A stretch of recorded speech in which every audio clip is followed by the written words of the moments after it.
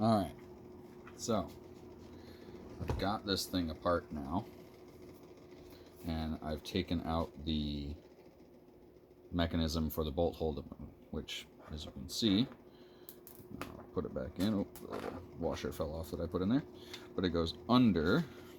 Let me go close there. There, can you see that? It goes under that little arm and slots into place.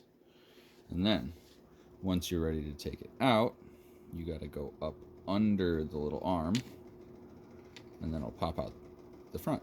Ta-da! But that's besides the point. What happens is this arm here rides on this lever here, and then that lever lifts up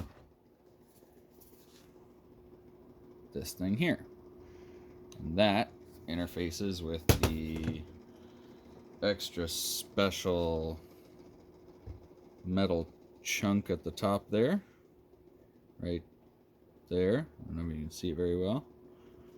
Here, let's get this out of there. Oh, it interfaces with that little piece right there that bolts in, because I think it's replaceable.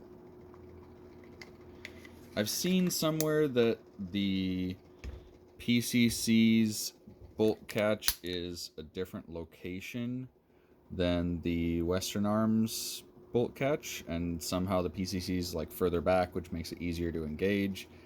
I don't know how true that is, but mine seems to work fine as long as the other parameters of the mechanical action are met. So that's what I've been focusing on. What I have done at first was used a decently thick AEG shim, put that on the little post right there, and then get on there. There we go. And then slotted that all back together. The goal there was to try and, I'm just going to put this in temporarily. The goal there was to try and minimize the amount of movement of this arm here up and down. So I didn't want it to wiggle back and forth. And that was suggested by somebody on Reddit as like, hey, this helped me out, this made mine more consistent.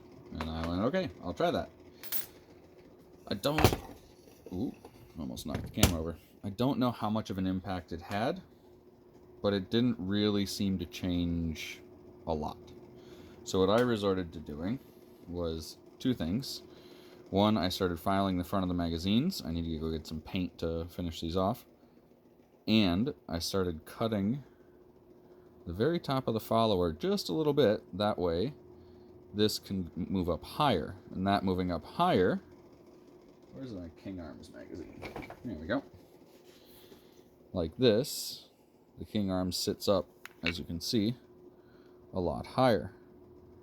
So the goal is to get the WE ones to stick up higher so they can engage the bolt catch more consistently. However, what I've decided I'm going to do, because I can't really find another way around it, I don't want to attach anything here because this is a round post. So you don't want to attach anything there because otherwise it'll, the side-to-side motions of it sliding back and forth will knock whatever it is off the top rounded surface. It's just not good for attaching things to. But a nice flat surface, on the other hand, that's great for attaching stuff to. So I was thinking, do I attach it over here to where it interfaces with the magazines, or do I attach it in the back? And then I went, oh yeah, high school. The long arm rotating a little bit will rotate this a lot. Is that right? Or did I get that opposite? This rotating a little will rotate that a lot. Yeah, I know. Yeah. Maybe I'm wrong. Who knows? Somebody's going to tell me I'm an idiot. That's fine. What I'm going to do is I cut this little bit of washer here. And I'm going to put that on the bottom of this plate here. It's going to sit. Focus. It's going to sit like that. That way the rubbing goes back and forth on the metal, compresses the washer into the pad that it's attached to even more, and there's no issues because it's nice and coated, so it'll be slippery and won't corrode or anything. Then that should engage this arm more consistently, or more often.